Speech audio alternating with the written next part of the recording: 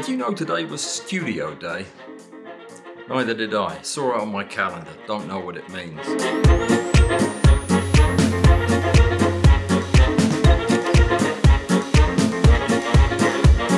Today I am reviewing a few studio products. If you have your own home studio, this kind of stuff's interesting, I think. And I'm also going to give you a top tip, and we'll lead off with a top tip. You know what this is? This thing. It's one of my inventions. It's not really. It was invented by somebody else. If you buy one of these, it comes with this thing all coiled up in a spring shape, and it's for attaching a cell phone. It has a thing on the end that I broke off. It's just a big piece of wire, but if I'm not sitting behind my desk and I need to get my camera focused on my eye, the idea is that I can bend this in any shape wherever I happen to be standing in the world. I can attach it to anything and then bend that ball so that the ball goes up in my right nostril, and then I can go to the camera and focus on it, and I know that I'll be about right. That's what that is. I need a name for it though. It's a bit cumbersome. I wouldn't exactly call this a pocket focusing aid. All right, so what we're looking at today are a bevy of products from SmallRig, because yeah, SmallRig is in the sensible price range. They are pretty much leaders of the show when it comes to equipping a studio. I am more impressed every day with the quality of their stuff, and it just keeps getting better. And today is no exception. We're looking at a very unusual tripod. It's their CT180 studio, well, video tripod, they call it. I call it my Studio B camera tripod because it's perfectly suited for what I use it for. We're also going to look at the amazing drop-in HawkLock clamp system that I've talked about briefly in the past. And I just want to show you a few of the things that it can do and how incredibly handy it is in the studio. And I'm talking specifically about people like me who are in the studio by themselves. They have, you know, a dozen lights and 3 cameras and microphones everywhere, and trying to balance all of that. You need a clamp system that makes sense so that I can attach things quickly and effortlessly where they need to be, and I know they're going to hold. Yeah, I'll show you all of that stuff as we go through. Let's talk first then about the tripod. The SmallRig Video Tripod, the CT180, is a very compact tripod. Now, if it was not a good tripod, I'd call it a very small tripod, but it's subtle. You'll understand.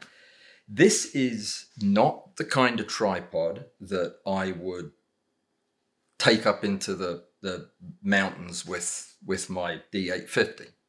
Not because it couldn't handle the weight, it probably could, but it's not made for that. It's an aluminum tripod for one thing, so it's unnecessarily heavy for a small tripod, but it's ideal for the studio. You don't need the weight savings of carbon. There's really no reason to have it. And in the studio, there's no reason to have it. Aluminum, when you have smaller tripods, is more stable than carbon. Skinny carbon legs are wobbly. Skinny aluminum legs are not. And if you're looking for something that is going to stay out of the way in the studio, that's what this kind of thing is for. Now, it has your usual adjustable legs that will clamp, will move up into different positions. More of an outdoor feature, in my opinion, not something you'd need very much indoors. But it's spring-loaded, so it will lock in position for the 3 normal positions you'd use. But it's nice to be able to do this if, for example, you've got 2 legs that are on the floor and 1 leg that's on something else, and I do this all the time. It is handy. It's nice to be able to do that. One of these legs comes off to use as a monopod, which I would say you absolutely don't need to do in the studio. and the feet come off, and there was a set of pointy feet, metal pointy feet, which I wouldn't use in the studio either. And I don't even have a spouse who looks for sharp objects that I'm putting on the floor. So even I would balk at using one of those indoors. So nice stiff legs that lock into position. One thing I don't like is these button things have razor sharp edges on them. After I do this video, I'm going to file them down a little bit because I have cut my knuckle on one of these the first time I tried it.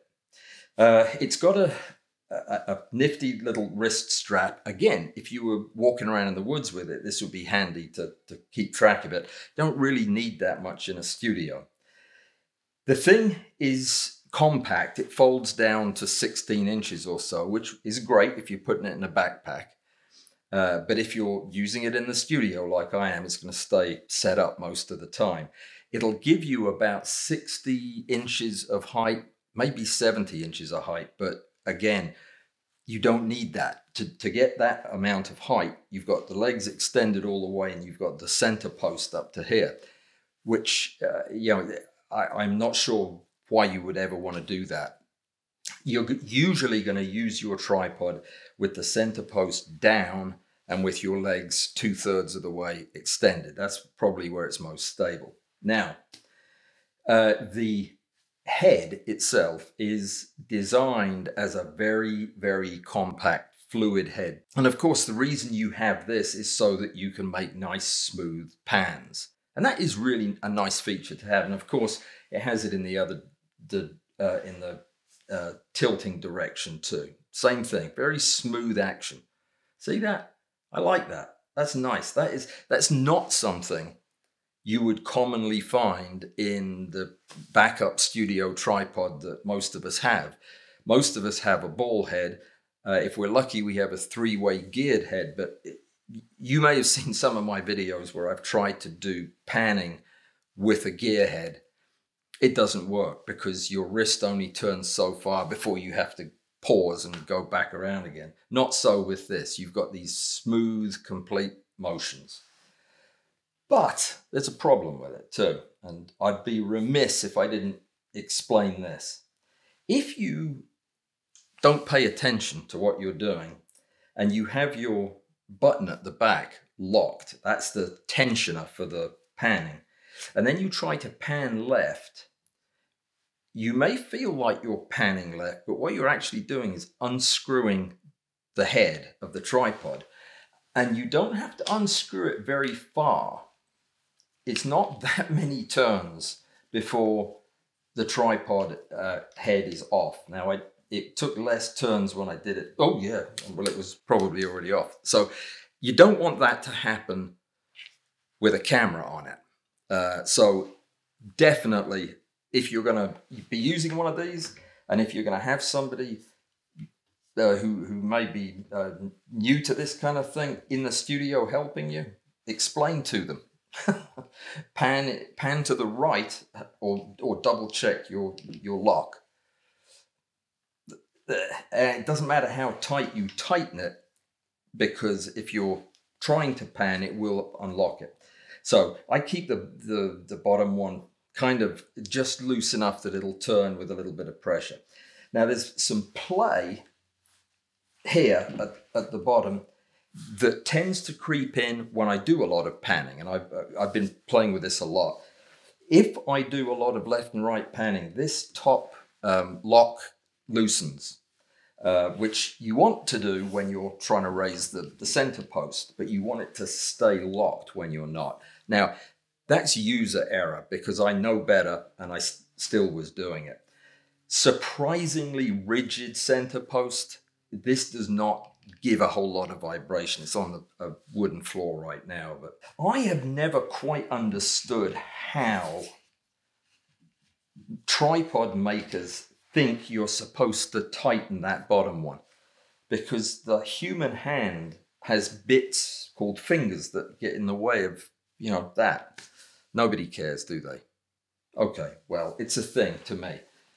These are hard to unlock, so I don't use them. And be careful, when you undo the top one, you undo the bottom one too, often without knowing it. There was one other thing, come to think of it.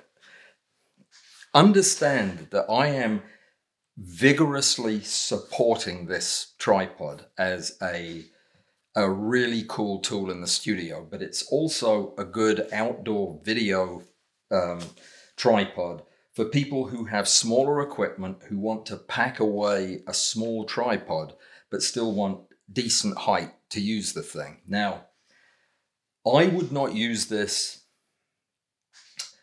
I don't have anything like a camcorder.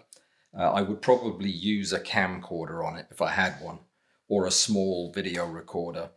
I would definitely use, I mean, I hate GoPros, but if I was going to use one, I'd use one on this, no trouble. Same for the compact Sony digital video cameras, they're all great. Small DSLRs, small mirrorless cameras, okay. It'll hold 6.5 pounds.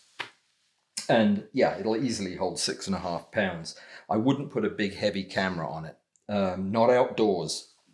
It does have a hook to hang your bag from, to weigh it down a little bit. I just don't think you would have a very stable platform with a heavy camera on this. But there is one other thing about it that I'm a little less than thrilled about. The QR, the quick release clamp, to get to it, you need long, thin fingers because it's up underneath here. If you've got any size camera on it, then it's a tiny little knob, so it's hard to tighten and untighten and feel like you're doing it securely. Now, you can probably see this. I'll put some close-ups in there. It's got a spirit level, but you can't see it when there's a camera on it, which is less than perfectly helpful. What I don't like about it is the actual clamping area is minute. It's less than a centimeter wide on one side. The groove where you know, an Arca Swiss type device would slide in is really, really shallow. In fact, about half of the plates that I have don't really feel secure on it. My Benro plate doesn't feel secure on it. This Nisi one does. And now you're probably saying, well, what about the SmallRig one? I lost it within about 1.5 minutes of opening the tripod. I have no idea where it is. It might be this one, but I don't think so. I can't find it anywhere. The Nisi, which has very shallow grooves, yes, that fits nicely. So, you know, I'd be perfectly comfortable with that. But you see that little nubbin there is problematic if you've got big fat fingers. Yeah, that's the only other thing that I didn't like about it was the really insubstantial size of the clamp. Would that put me off buying one of these? Well, I guess it would, like everything else, it would depend on the price, and I have no idea how much it costs. How many times am I going to have to do reviews where I don't check the price because it seems irrelevant, and then I suddenly realize how relevant it is? I'm going to check the price and you won't notice anything happen. I'll still be sitting here. Well, would you believe it's not available yet? It will be by the time you see this video, but I don't know what the price is. I know that they have a fluid head very similar to this that's about 50 bucks. I'm guessing that this is going to be on the 150, 100-ish mark. I don't know, but check their shop over on Amazon.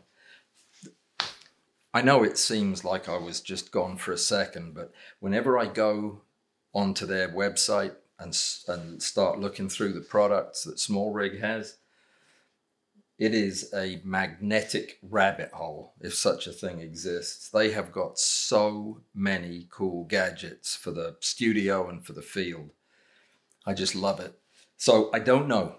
I'll put it in the show notes. It'll be, you'll get a discount, I'm quite sure. And I'll put that in the show notes. But yeah, this is definitely worth considering. It is a high quality, well-made tripod. If there is anything about it that I don't like, the things I've mentioned, they're relatively minor if you anticipate them, and if they're not an issue for you, if for example you have small fingers and this doesn't bother you, and if you're going to be using, I should have shown you one of the best gadgets of all. Have you ever used one of these things? They're made for breaking your phone and flipping your phone across the room and snapping the glass on it. That's what they're designed for. So SmallRig invented the better one. Now, to say this is better is an understatement. This is superb. This is adjustable in height. You can turn it and it's clicky. Can you hear that? I love me clicky stuff. That's good. And it has a nice strong camera, telephone grabbing jaw in it. And it's probably got a term, a name for it, like a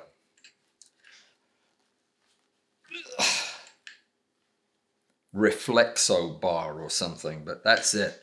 And it holds really, really solidly, firmly. I really like it. It's a well-made piece of machinery. Now, you're probably thinking, well, what's that thing on the bottom, Alan? Well, I'll tell you if you just give me a second and stop interrupting. This is part of the drop-in HawkLock system, which is my see, it doesn't knock over even when you hit it. My absolute all-time favorite locking system for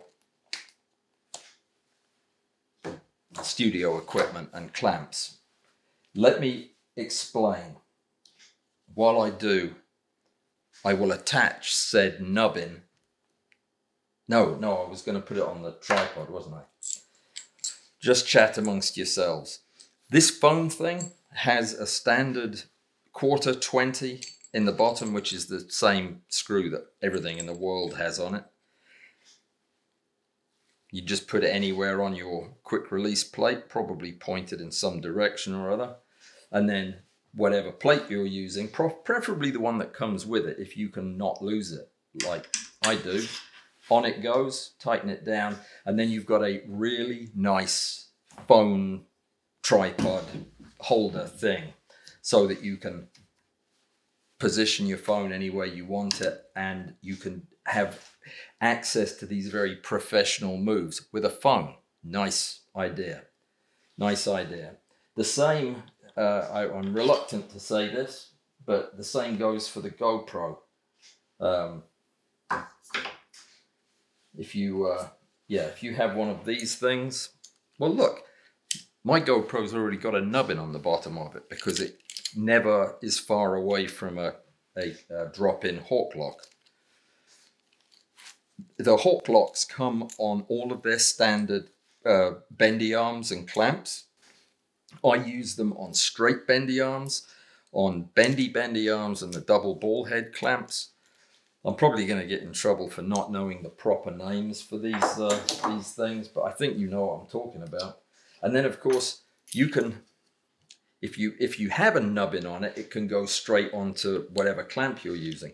If you take the nubbin off, which is a trivial exercise, it just unscrews, you can put your device, in this case the GoPro, right onto, hang on, I think I've just found the plate. What was this attached to? How interesting. This might be the plate that I lost. Anyway, then it attaches or doesn't attach, one of the two. This is not the right plate. See, it's a bit too proud, but it holds the GoPro, like so. So you've now got the same motion for your GoPro. If you're looking for something professional, if you're shooting the kids at the soccer game, then you can make it look very professional. Very professional. All right, so what have I not told you? Really, there's nothing you can't do with the HawkLocks. And you can do it all quicker and easier than if you were using a traditional system. Take, for example, well, I don't have one of my traditional ones. They're all being used. That's the problem. When I am scheduling a video, like today, studio video, I need a lot of my studio stuff. The first thing I do is see, do I have all the SmallRig stuff I need to shoot that video or not? And if I don't, I'll reschedule it because I'm not going to use other stuff. I have retired all of the old clamp stuff I used to use because I just didn't trust it, couldn't rely on it. But with these new clamps, if you were to walk around my house, you would be amazed how in every room there is a camera or a GoPro or a phone thing mounted on shelves, on the ceiling, on the window ledges, all with this stuff because it holds in any position, it's stable, and it just provides the perfect shooting platform. Almost everything you see on my channel was shot with a camera being held by one of these. Best clamp systems ever. You can buy just the HawkLock. That's the locky thing with the nubbin that goes in it. They're about 25 bucks, which is not cheap for a clamp thing until you realize how much time you spend screwing and unscrewing stuff in the field. I had something. Yeah, look at this. Okay, this is a wide angle lens that I use as a C camera in the studio. I just have it in the corner and it captures stuff when I'm not sure what I want to shoot. And sometimes I want light. And I've got probably the best small video light there is. It's the SmallRig too. This is the RGB WW 75, something 75. Hang on, I've got to look it up so I sound into RM 75. And look what it's on. It's on a nubbin. So I can take my light and I can use it to light an area, or I can take it and recharge it or whatever. And then this, which mounts securely as anything I've ever had on the cold shoe, just clamps right back in and the nubbin holds it steady, even when you do it backwards like that. blinds you. So it's so handy to be able to take this off and put the GoPro on, for example, if I want to filming, or put a microphone on. You name it. Anything you can put a nubbin on, you can attach to one of these. They have this both for the cold shoe, which I love for all my cameras, but they also have it in a NATO style. This goes on a NATO rail. That's a narrower kind of, it's like an Arca Swiss, only narrow. It's what gun sights are mounted on. But they use them in video as well. And the nubbin, of course, because the nubbins are universal, will fit on any of your clamps, like so. So you can mount this wherever your rail is. Or you can mount it onto bendy arms, clamps, straight onto clamps. You just put the other piece on the clamp. And they do sell segments for the ball head arms. For example, if you wanted one that had a clamp on it all the time, this is one of the old-fashioned but very, very nice locks. If you wanted to replace some other device, you just pop one out, pop the other one in. They unscrew just enough to get the ball head out, but not enough to let the other one fall out. Now that is magic in my opinion. And presto changeo, now you've got in this case, a GoPro thing on one end and then a nubbin on the other to put whatever you want on it. So these things are gold. I love them. They're fantastic. And you'll never hear me say anything bad about these clamps because they revolutionized studio work for me. And I will stop raving about them now. They cost anywhere from $20 to $49 to, I think the super long double bendy quadruple ball arm thing costs about $80.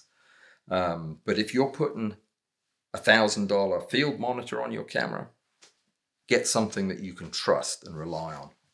It's the next day, and I just wanted to tell you 3 things. The first thing is I confirmed the price of the CT180 tripod. It's a fantastic bargain at $119. I'll put a link in the show notes. Get one. I love this thing. Very, very good tripod. Number 2, the drop-in HawkLock. My favorite mini QR clamping system. I use it for everything as a macro photographer. If you're a macro photographer and there is something that you need a clamp for in your studio, but you can't use a SmallRig because it doesn't do what you're trying to do, would you tell me what it is? Because I was getting in a heated discussion with somebody yesterday saying there isn't anything that you can do in a macro studio that needs something other than these. They're that versatile. So if you've got something that these don't work for, tell me what it is, seriously, in the show notes. And if it's unique enough, I'll buy you one of these so you can try it out and see that it does work for that, whatever it is. Unless it doesn't. In which case I'll have egg on my face and I'll have to buy you one of these anyway. So leave a comment. All right, 3rd thing. Some people are confused about Patreon. Probably my video last week didn't help. Listen, I have gone over to Patreon because it's a place where I can put all the content I want on Patreon for my Patreon viewers, each of whom pay a monthly amount, a subscription, like for a magazine, to be on Patreon, to be my supporters. So they pay a bit of money, $10 or $20 a month, and they get access to all of my content. So if you've ever thought, I wish there was a way I could get to see more of that Alan guy. He's funny and brilliant and very, very attractive for an older fat man with no hair. If you think any of those things, then you should come over to Patreon and you should give me $10 a month and let me entertain you like a court jester. When I put it like that, it sounds less attractive. Yeah. But you should still give me $10 a month and come over there and let me do the thing, the video thing, entertain you. You become a VIP. Yeah, you do. I'll give you a card if you want that says that on it. That you'll be a VIP. You'll be one of a very select group of very special people. There's only 70 of them. I can name most of them by name. That's how well we get to know you. I mean, we sit across from each other at these live stream events and chat back and forth. Can you imagine chatting with me, how difficult that is? Because of the strange way my brain works. If you want the full Alan Walls photography experience, you may not be up to it. Mind you, not everybody can handle the full experience, but if you want that, you've got to come to Patreon because that's where it is. You get about 10% of it over here. You get the whole shebang over there. I think you should try it. If you don't like it, stop doing it. But you won't know till you try. Here's a scenario. What if I get famous? I better hurry up because I'm old, but if I get famous, then all the people on Patreon now are going to know a famous person and chat with him all the time. You won't though, because I won't know you, because you're not on Patreon. That would be a crying shame. It would be. I'd say to my pal Matt Damon, I'd say, hey Matt, I don't know who that guy is. Who is he? And Matt would say, I don't know. He's not one of your Patreon, is he? That would happen. You should just join Patreon and remove any risk of that happening. That's a strong argument. I'll see you guys in a few days. Think about it. Take care and be safe.